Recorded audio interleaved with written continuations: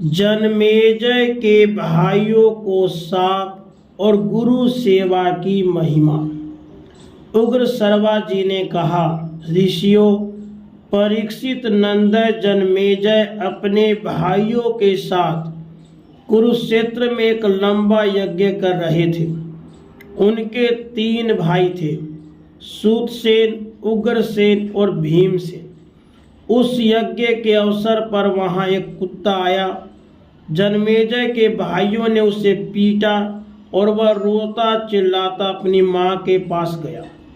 रोते चिल्लाते कुत्ते से माँ ने पूछा, बेटा तू क्यों रो रहा है? किसने तुझे मारा है? उसने कहा, माँ, मुझे जन्मेजय के भाइयों ने पीटा है। माँ बोली, बेटा तुमने उनका कुछ न कुछ अपराध किया होगा। कुत्ते ने कहा, माँ, न मैंने भविष्य की ओर देखा और न किसी वस्तु को चाटा ही। मैंने तो कोई अपराध नहीं किया। यह सुनकर माता को बड़ा दुख हुआ और वह जन्मेजय के यज्ञ में गई। उसने क्रोध से कहा, मेरे पुत्र ने भविष्य को देखा तक नहीं, कुछ चाटा भी नहीं और भी इसने कोई अपराध नहीं किया, फिर इसे पीटने का कारण क्या है? जन्मेजय और उसके भाइयों ने उसका कोई उत्तर नहीं दिया। कुतिया ने कहा, तुमने बिना अपराध मेरे पुत्र को मारा है, इसलिए तुम पर अचानक ही कोई महान भय आवेगा। देवताओं की कुतिया शर्मा का यह शाप सुनकर जन्मेजय बड़े दुखी हुए और घबराए भी। यज्ञ समाप्त होने पर वे हस्तिनापुर आए और एक योग्य पुरोहित ढूंढने लगे जो इस अनिष्ट को शांत कर सके। एक दिन वे शिकार खेलने गए। घूमते घूमते अपने राज्य में ही उन्हें एक आश्रम मिला। उस आश्रम में श्रुत सर्वा नाम के एक ऋषि रहते थे। उनके तपस्वी पुत्र का नाम था सोम सर्वा। जन्मेजय ने उस ऋषि पुत्र को ही पुरोहित बनाने का निश्चय किया। उन्होंने श्रुत सर्वा ऋषि को नमस्कार करके कहा, भगवान, आपके पुत्र मेरे पुरोहित बने। ऋषि ने कहा, मेरा पुत्र बड़ा तपस्वी और स्वाध्याय संपन्न है। यह आपके सारे अनिष्टों को शांत कर सकता है। केवल महादेव के शाप को मिटाने में इसकी गति नहीं है, परंतु इसका एक गुप्त व्रत है। वह यह कि यदि कोई ब्राह्मण इससे कोई चीज मांगेगा तो यह उसे अवश्य दे देगा। यदि तुम ऐसा कर सको तो इसे ले जाओ। जन्मेजय ने ऋषि की आज्ञा स्वीकार कर ली। वे सोम सर्वा को लेकर हस्तिनापुर आए और अपने भाइयों से बोले, मैंने इन्हें अपना पुरोहित बनाया है। तुम लोग बिना विचार के ही इनकी आज्ञा का पालन करना। भाइयों ने उनकी आज्ञा स्वीकार कर ली। उन्होंने तक्षशिला शिला पर चढ़ाई की और उसे जीत लिया। उन्हीं दिनों उस देश में आयोधौम्य नाम के एक ऋषि रहा करते थे। उनके 3 प्रधान शिष्य थे, आरुणि, उपमन्यु और वेद। इनमें आरुणि पांचाल देश का रहने वाला था। उसे उन्होंने एक दिन खेत की मेड़ बांधने के लिए भेजा। गुरु की आज्ञा से आरुणि खेत पर गया और प्रयत्न करते करते हार गया, तो भी उससे बांध न बंधा। जब वह तंग आ गया तो उसे एक उपाय सूझा। वह मेड़ की जगह स्वयं लेट गया। इससे पानी का बहना बंद हो गया।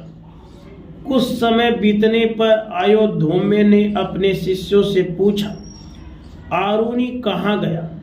शिष्यों ने कहा, आपने ही तो उसे खेत की मेड़ बांधने के लिए भेजा था। आचार्य ने शिष्यों से कहा, चलो हम लोग भी वहां जाएं जहां वह गया है। वहां जाकर आचार्य पुकारने लगे, आरुणि तुम कहाँ हो? आओ बेटा।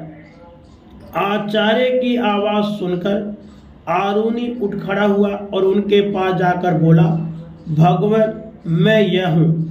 खेत से जल बहा जा रहा था। जब उसे मैं किसी प्रकार नहीं रोक सका तो स्वयं ही मेड़ के स्थान पर लेट गया। अब यकायक आपकी आवाज़ सुन मेड़ तोड़कर आपकी सेवा में आया हूँ। आपके चरणों में प्रणाम है, आज्ञा कीजिए मैं आपकी क्या सेवा करूँ। आचार्य ने कहा, बेटा तुम मेड़ की बांध को उद्दलन तोड़ ताड़ करके उठ खड़े हुए हो, इसलिए तुम्हारा नाम उद्दालक होगा। फिर कृपा दृष्टि से देखते हुए आचार्य ने और भी कहा, बेटा तुमने मेरी आज्ञा का पालन किया है, इसलिए तुम्हारा और भी कल्याण होगा। सारे वेद और धर्म शास्त्र तुम्हें ज्ञात हो जाएंगे। अपने आचार्य का वरदान पाकर वह अपने अभीष्ट स्थान पर चला गया। आयोधौम्य के दूसरे शिष्य का नाम था उपमन्यु। आचार्य ने उसे यह कहकर भेजा, बेटा तुम गौओं की रक्षा करो। आचार्य की आज्ञा से वह गाय चराने चला। दिन भर गाय चराने के बाद सायंकाल आचार्य के आश्रम पे आया और उन्हें नमस्कार किया। आचार्य ने कहा, बेटा तुम मोटे और बलवान दिख रहे हो, खाते पीते क्या हो? उसने कहा, आचार्य मैं भिक्षा मांगकर खा पी लेता हूँ। आचार्य ने कहा, बेटा मुझे निवेदन किए बिना भिक्षा नहीं खानी चाहिए। उसने आचार्य की बात मान ली। अब वह भिक्षा मांगकर उन्हें निवेदित कर देता और आचार्य सारी भिक्षा लेकर रख लेते। वह फिर दिन भर गाय चराकर संध्या के समय गुरु गृह में लौट आता और आचार्य को नमस्कार कहता। एक दिन आचार्य ने कहा, बेटा मैं तुम्हारी सारी भिक्षा ले लेता हूँ, अब तुम क्या खाते पीते हो? उपमन्यु ने कहा, भगवान मैं पहली भिक्षा आपको निवेदित करके फिर दूसरी मांगकर खा पी लेता हूँ। आचार्य ने कहा, ऐसा करके गुरु के समीप रहने वाले ब्रह्मचारी के लिए अनुचित है। तुम दूसरी भिक्षार्थियों की जीविका में अड़चन डालते हो और इससे तुम्हारा लोभ भी सिद्ध होता है। उपमन्यु ने आचार्य की आज्ञा स्वीकार कर ली और वह फिर गाय चराने चला गया। संध्या समय वह पुनः गुरु जी के पास आया और उनके चरणों में नमस्कार किया। आचार्य ने कहा, बेटा उपमन्यु मैं तुम्हारी सारी भिक्षा ले लेता हूँ, दूसरी बात तुम मांगते नहीं, फिर भी तुम खूब हट्टे कट्टे हो, अब क्या खाते पीते हो? उपमन्यु ने कहा, भगवान मैं इन गौओं के दूध से अपना जीवन निर्वाह कर लेता हूँ। आचार्य ने कहा, बेटा मेरी आज्ञा के बिना गौओं का दूध पी लेना उचित नहीं है। उसने उनकी आज्ञा स्वीकार कर ली और फिर गौए चराकर शाम को उनकी सेवा में उपस्थित होकर नमस्कार किया। आचार्य ने पूछा, बेटा तुमने मेरी आज्ञा से भिक्षा की तो बात ही कौन, दूध पीना भी छोड़ दिया, फिर क्या खाते पीते हो? उपमन्यु ने कहा, भगवान ये बछड़े अपनी माँ के थन से दूध पीते समय जो फेन उगेल देते हैं वही मैं पी लेता हूँ। आचार्य ने कहा, राम राम, ये दयालु बछड़े तुम पर कृपा करके बहुत सा फेन उगल देते होंगे, इस प्रकार तो तुम इनकी जीविका में अड़चन डालते हो, तुम्हें वह भी नहीं पीना चाहिए। उसने आचार्य की आज्ञा श्रेयधार्य की। अब खाने पीने के सभी दरवाजे बंद हो जाने का भूख से व्याकुल होकर उसने एक दिन आग के पत्ते खा लिए। उन खारे तीते कड़वे रूखे और पचने पर तीक्ष्ण रस पैदा करने वाले पत्ते को खाकर वह अपनी आंखों की ज्योति खो बैठा।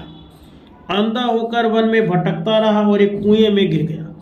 सूर्यास्त हो गया परंतु उपमन्यु आचार्य के आश्रम पे नहीं आया। आचार्य ने शिष्यों से पूछा, उपमन्यु नहीं आया? शिष्यों ने कहा, भगवान वह तो गाय चराने गया है। आचार्य ने कहा, मैंने उपमन्यु के खाने पीने के सभी दरवाजे बंद कर दिए हैं, इससे उसे क्रोध आ गया होगा, तभी तो अब तक नहीं लौटा, चलो उसे ढूंढे। आचार्य शिष्यों के साथ वन में गए और जोर से पुकारा, उपमन्यु तुम कहाँ हो, आओ बेटा। आचार्य की आवाज़ पहचान कर वह जोर से बोला, मैं इस कुएं में गिर पड़ा। आचार्य ने पूछा कि तुम कुएं में कैसे गिरे? उसने कहा, आग के पत्ते खाकर मैं अंधा हो गया और इस कुएं में गिर पड़ा। आचार्य ने कहा, तुम देवताओं के चिकित्सक अश्वनी कुमार की स्तुति करो, वे तुम्हारी आंखें ठीक कर देंगे। तब उपमन्यु ने वेद की ऋचाओं से अश्वनी कुमार की स्तुति की। उपमन्यु की स्तुति से प्रसन्न होकर अश्वनी कुमार उसके पास आई और बोले, तुम यह पुआ खा लो। उपमन्यु ने कहा, देवर, आपका कहना ठीक है, परंतु आचार्य को निवेदन किए बिना मैं आपकी आज्ञा का पालन नहीं कर सकता। अश्वनी कुमारों ने कहा, पहले तुम्हारे आचार्य ने भी हमारी स्तुति की थी और हमने उन्हें पुआ दिया था। उन्होंने तो उसे अपने गुरु को निवेदन किए बिना ही खा लिया था। सो जैसा उपाध्याय ने किया वैसा ही तुम भी करो। उपमन्यु ने कहा, मैं आप लोगों से हाथ जोड़कर विनती करता हूँ, आचार्य को निवेदन किए बिना मैं पुआ नहीं खा सकता। अश्वनी कुमारों ने कहा, हम तुम पे प्रसन्न हैं, तुम्हारी इस गुरु भक्ति से तुम्हारे दांत सोने के हो जाएंगे, तुम्हारी आंखें ठीक हो जाएगी और तुम्हारा सब प्रकार कल्याण होगा। अश्वनी कुमार की आज्ञा के अनुसार उपमन्यु आचार्य के पास आया और सब घटना सुनाई। आचार्य ने प्रसन्न होकर कहा, अश्वनी कुमार के कथा अनुसार तुम्हारा कल्याण होगा और सारे वेद और सारे धर्म शास्त्र तुम्हारी बुद्धि में अपने आप ही स्फुरित हो जाएंगे। अयोध्या का तीसरा शिष्य था वेद। आचार्य ने उससे कहा, बेटा, तुम कुछ दिनों तक मेरे घर रहो, सेवा शुश्रूषा करो, तुम्हारा कल्याण हो। उसने बहुत दिनों तक वहां रहकर गुरु सेवा की।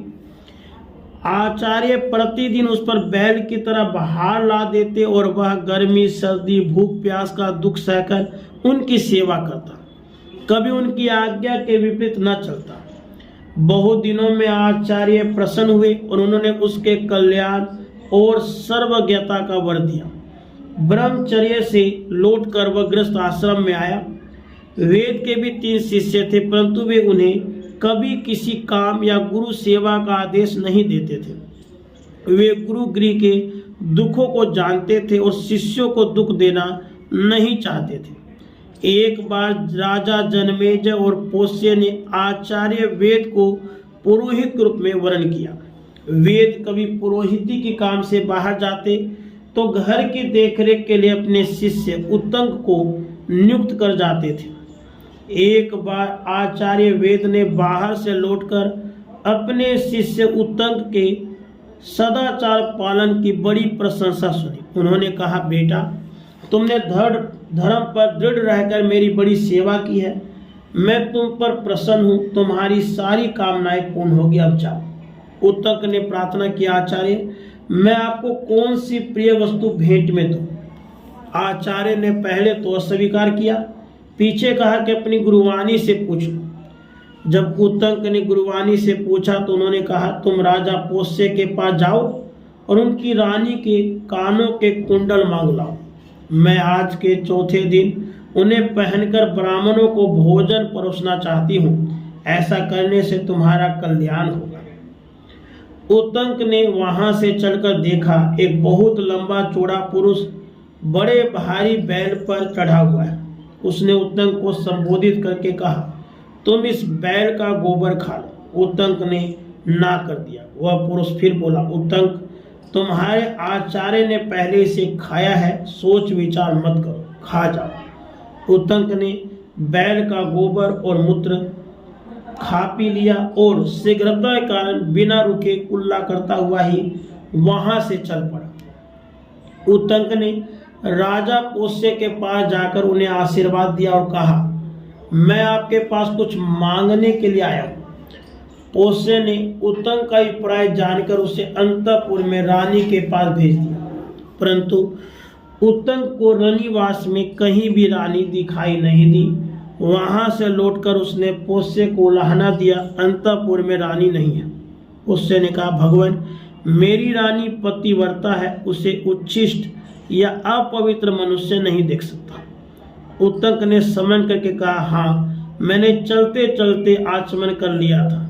पोष्य ने कहा, ठीक है, चलते चलते आचमन करना निश्चित है, इसलिए आप झूठे हैं। अब उत्तंक ने पूर्वाभिमुख बैठकर हाथ पैर मुंह धोकर शब्द फेन और संता से रहित एवं हृदय तक पहुंचने योग्य जल से 3 बार आचमन किया और 2 बार मुंह धोया।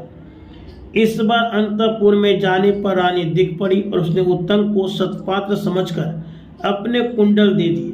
साथ यह कहकर सावधान भी कर दिया कि नागराज तक्षक ये कुंडल चाहता है, कहीं तुम्हारी असावधानी से लाभ उठाकर वह ले न जाए। मार्ग में चलते समय उत्तंक ने देखा उसके पीछे पीछे एक नग्न शपनक चल रहा है, कभी प्रकट होता है, कभी छिप जाता है। एक बार उत्तंक ने कुंडल रखकर जल लेने की चेष्टा की, इतने में ही वह शपनक कुंडल लेकर अदृश्य हो गया। नागराज तक्षक ही उस वेश में आया था। उत्तंक ने इंद्र के वज्र की सहायता से नागलोक तक उसका पीछा किया। अंत में भयभीत होकर तक्षक ने उसे कुंडल दे दिए। उत्तंक ठीक समय पर अपनी गुरुवाणी के पास पहुंचा, उन्हें कुंडल देकर आशीर्वाद प्राप्त किया। अब आचार्य से आज्ञा प्राप्त करके उत्तंक हस्तिनापुर आया। वह तक्षक पर अत्यंत क्रोधित था और उससे बदला लेना चाहता था। उस समय तक हस्तिनापुर के सम्राट जन्मेजय तक्षशिला पर विजय प्राप्त करके लौट चुके थे। उत्तंक ने कहा, राजन, तक्षक ने आपके पिता को डसा है, आप उससे बदला लेने के लिए यज्ञ कीजिए। काश्यप आपके पिता की रक्षा के लिए आ रहे थे, परंतु उन्हें उसने उठा दिया। अब आप सर्पसत्र कीजिए और उसकी प्रज्वलित अग्नि में उस पापी को जलाकर भस्म कर डालिए। उस दुरात्मा ने मेरा भी कम अनिष्ट नहीं किया है। आप सर्पसत्र करेंगे तो आपके पिता की मृत्यु का बदला चुकेगा और मुझे भी प्रसन्नता होगी। राधे कृष्ण।